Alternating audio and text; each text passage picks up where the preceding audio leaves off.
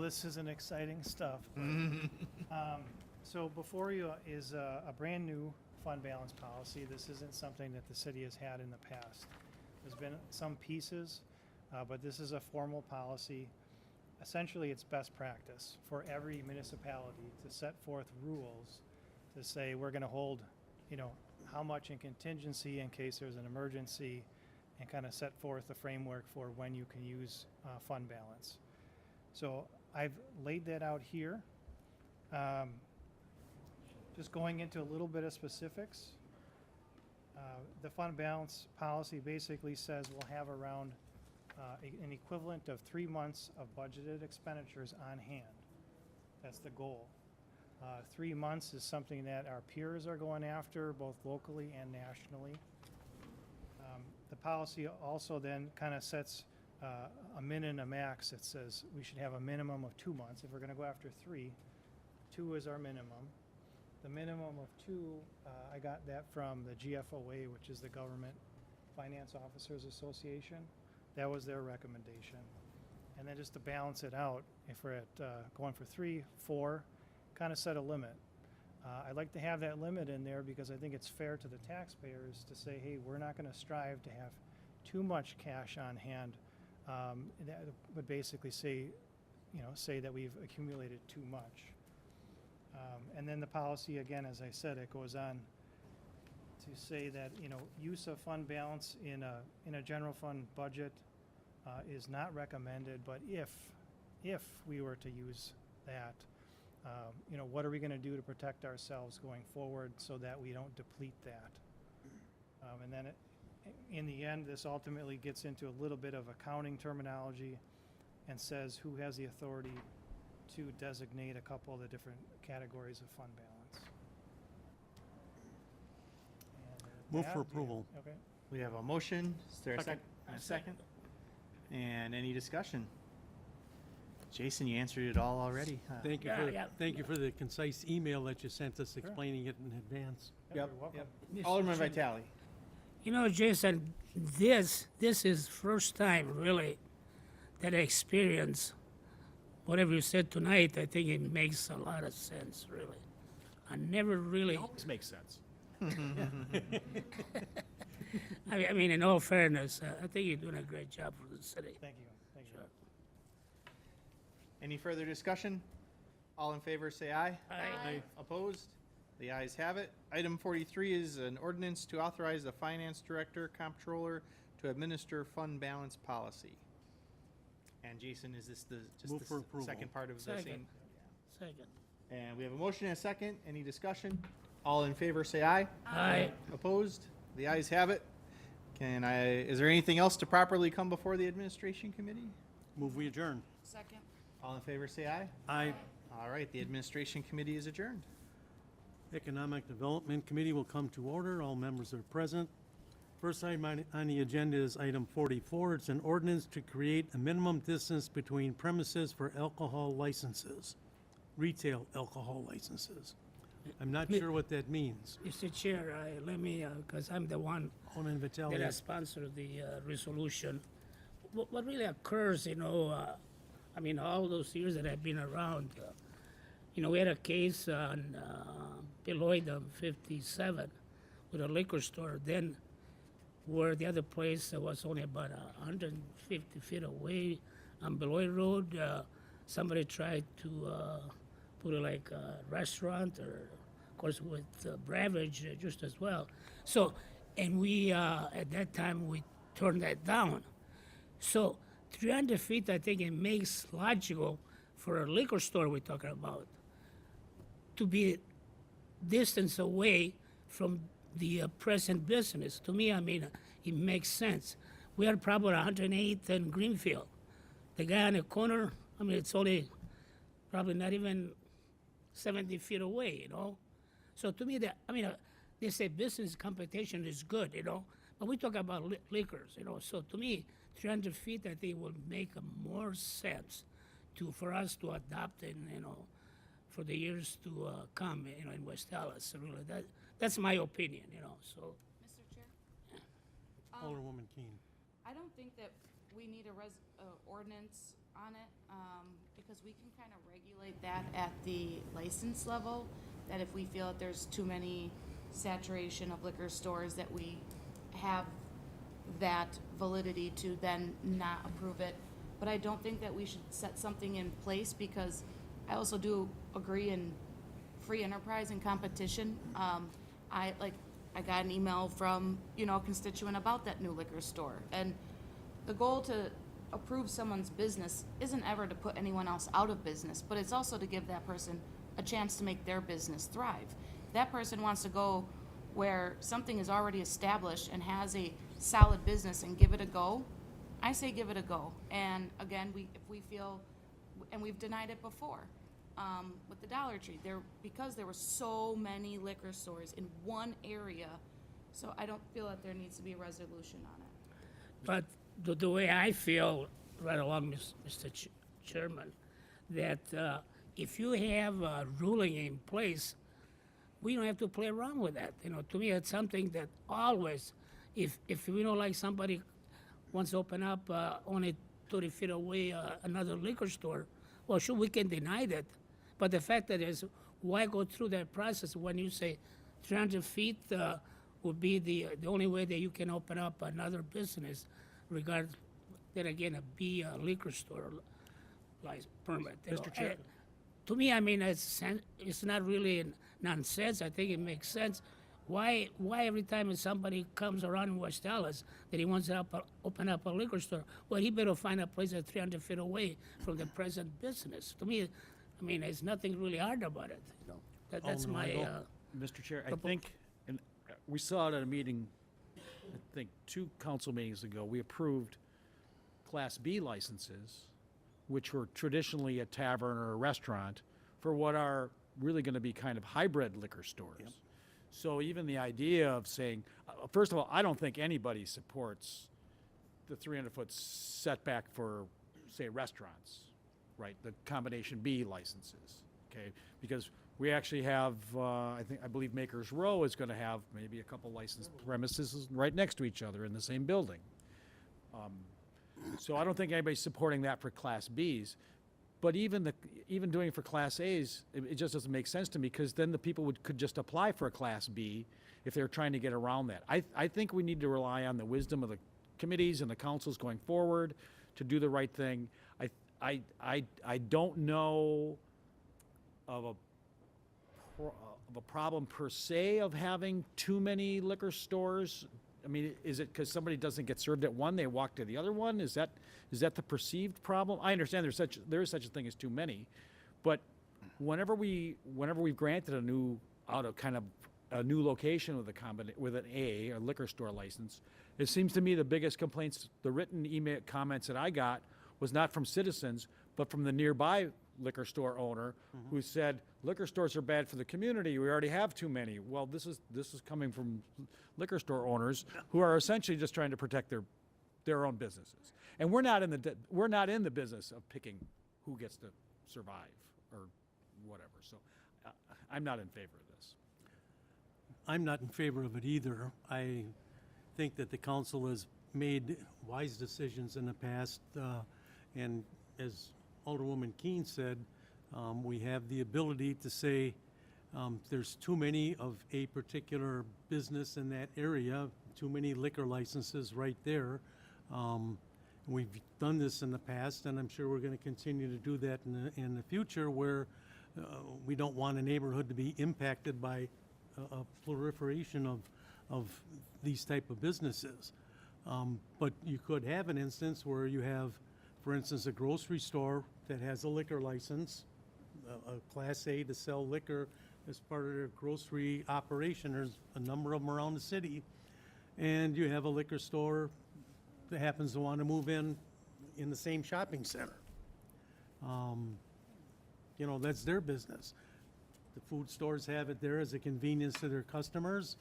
Maybe somebody doesn't want to go into the food store to buy their liquor today. They don't want to put up with the big aisles and the crowds, and they want to go to a smaller liquor store. So I say that should be discretion of the council, and I think it's been done wisely in the past, so I would not be in favor of this either. Yeah, Mr. Chair, I'm not saying that was not done wisely. I mean, I've been around I know you have. a while, you know, it's not the issue here.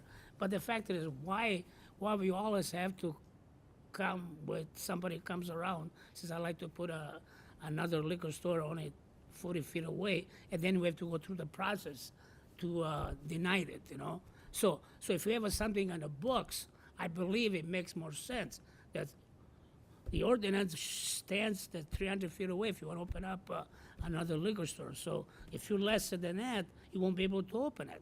So to me, it would be something will stand more in a fashion where if somebody knows he can open up a liquor store, well, they're not going to do it if it's 100 feet away. To me, I mean, we have too many already, you know? We got too many already within our community, really. Even if they sell food, whatever they're selling, but still, it is too many, you know? I mean, I don't want to go outside this issue here, but there is a lot of other problems that have been occurring with even, and I have to say that with vaping, you know? I mean, people in the state, I mean, kids 18 years old can go and patronize those places, you know? And then the 15 years old is out there waiting for those cigarettes, you know? They cause more damage on their life than they do the old cigarettes, you know? And that's what it is. The state is wrong because the federal laws states that you have to be 21. But many of the states, like the legislature in Wisconsin here, no, 18, that's okay. But then you got a lot of young people, they're getting affect or damage their lungs, their life at the age of 15 or 14. Only if it's And only that's you're off out the of subject. the scope. I understand that. I said that early.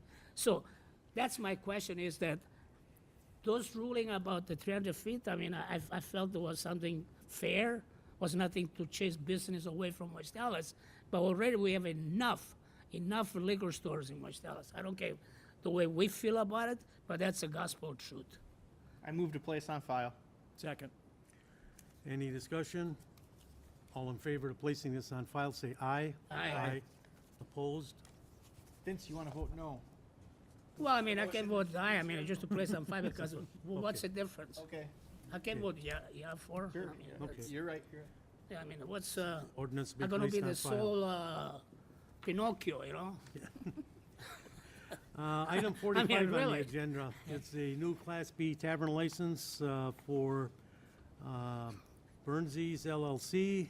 It's Burnsies Bar and Grill at 9648 West Greenfield. David Burns, are you here? Yes. Come up, Come up, have a seat. have a seat here. Thank you. This is Dickens. Correct. Have you operated a business, a tavern before, or have access to working in a establishment that serve liquor? I have not worked in a bar specifically. I started my restaurant career at the Chancery. If you remember that back in the day, there's Yeah. only one left. Yep. I started as a bartender and finished as a general manager, and I've been in restaurants ever since. So this is my first step with my wife and I buying our own establishment. Okay, so you've got experience in the business. Yes, Okay, you're familiar with the liquor laws of the state of Wisconsin, correct? absolutely. You're gonna operate this the same, basically the same premise, or different than Dickens did? It would be, my goal is to change the name, Yeah. remodel, and take it to another level, but without scaring away the regulars and the So you're gonna currents. keep the same kind of food or different menu? I will tweak the menu as I go, but I don't want to scare away all the regulars that Mm-hmm. are currently there, but I will make changes Subtle slowly. changes as you do it? Yes. Yeah, okay, makes sense. The big thing I'd really like to do is in the basement is to put in a full bar and a party room and be able to rent that out, cater, overflow for Packer games, dart Sure. leagues, have more space and opportunity down there as well. Okay. Mr. Chair? Are, All okay. you keeping the same staff, or are you looking to restaff, or is it? Jeff has Dana been has a job, but she's still Yeah. at it. accepting applications. My intent and why my wife and I pivoted to looking at Dickens was it's established business. And all but one employee said they would leave. Everybody's staying except one. So with that, our hope is to tweak some things, tighten up, say, liquor costs and some food costs a little bit, and keep the same employees. I have a question on your hours of operation. You're only gonna be open Sunday and Monday, huh? You must have talked to my wife. That's what it says. Then I made a mistake that Monday would be, I'd follow, Monday through Saturday, 2 PM the closing, the state closing law or whatever. Monday would open at 2, it's the same as Dickens does now. Okay. What about Tuesday, Wednesday, Thursday, Friday, Saturday? I'd be open at 11. 11, okay. So Tuesday through Saturday, 11 till bar close, Till bar close. okay? And somebody want to make that I offer motion to that amend as, it as an I amendment? move to amend to those updated closing I'll hours. second. Mr. Chair, Councilman Weigel? I would suggest that Dave and Tammy consider doing the 6 AM. That's what I would. Because we're not gonna make you open at 6 AM, but there may be a Packer game in London or, you know, that you might wanna be able to Early open up morning for. Badger game? you know. Early morning I always encourage applicants here to put the fullest extent. Yeah, we're really glad to see the kind of business model you're gonna have. You can do lunch, you know, and that kind of stuff. But Just in case you want to have a party. just in case you wanna open sometime at 6 AM for Wouldn't be St. able to Patrick's Day under- or something. Tie yourself down. We're not gonna make you open at 6 AM. I, If we're amending that, I would suggest that we just do the 6 That would be AM. great. Yeah. I mean, We want did you to it be for successful. 41 years, Yeah, so yeah, yeah, yeah. And I appreciate it. withdraw my amendment. And Vince, you want to withdraw that second? Yes, I'll withdraw. State it? And then amend the hours to the maximum under state law. Okay, perfect. Is there a second to that I'll amendment? second it. Any discussion on the amendment? All in favor say aye. Aye. Opposed? Carried. Is there a motion on the license? I move approval. Second. Any discussion? All in favor? Aye. Opposed? Carried. Good luck. Thank you. Great. Do you have a time frame? Goes to the SBA in a couple of days, so Oh, okay, okay. possibly by the end of the year, if not early in the Well, new good, year. yeah. that'd be Nothing good. happens in government. in December. No. But yeah, that's optimistic, I appreciate that. I'm glad you were able to find a spot in West Dallas too, by the way. Well, yeah, it worked out, thank you. Yeah. I'm one of your older women, so, and I really enjoy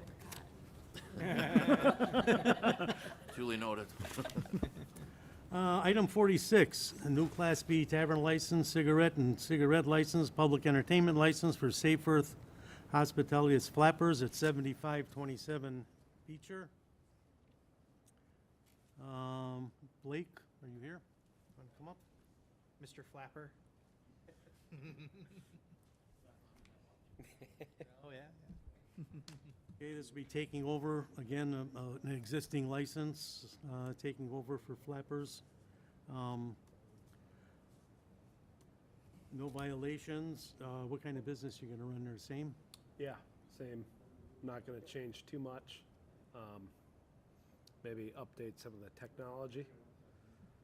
Make it a little more streamlined that way, but keep the same. Full-service restaurant? Yeah, Mr. Chair, I had a chance to speak to the applicant. The current operator, who is Blake's, you know, Blake is Mark's son. Oh, So okay. it's a The same, so generational it's the passing stuff- on of I the didn't business. It's even my realize that. understanding of it at least. Okay, You know, good. so, and Blake, you've been working there already? Same, basically the same thing, just yeah, new person running it. yep, exactly. And again, the hours of operation, basically opening to closing under state law. I move approval. Second. All in favor? Aye. Opposed? Carried. Okay, Thank you very much, appreciate Nice it. and easy. Good luck.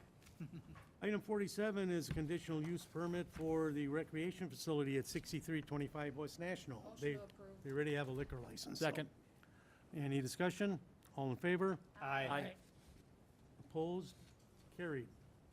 And item 48 is conditional use permits for Las You gotta pronounce Las that, Tom. Yeah. All of it. Casuelas. Las Casuelas Chilaquil. Oh, I shouldn't have tried no. that. See, Yeah. that's, I don't smell any samples. I didn't have it printed out all the way on this. Chilaquila, Usually It's there's samples. 6738 West Greenfield. maybe that's what. I move approval. Again, they're Second. not asking for a liquor license at this time. That'll come before us later. It's been Can you moved and pronounce the seconded. name for us? Casuelas. And then the second word? Right. Oh, that's easy. And what is it? Chilaquiles. Why did I have trouble with that? This is just tortilla, like tostadas and asas on the top. Well, it sounds delicious. Ah, sounds good. Hungry already. And when do you plan on opening? Spring. This spring? Good. All right, any further discussion? All in favor? Aye. Opposed? Carried. And that's it. Second. All in favor? Aye. Aye. Opposed? We are adjourned. All right. Very good.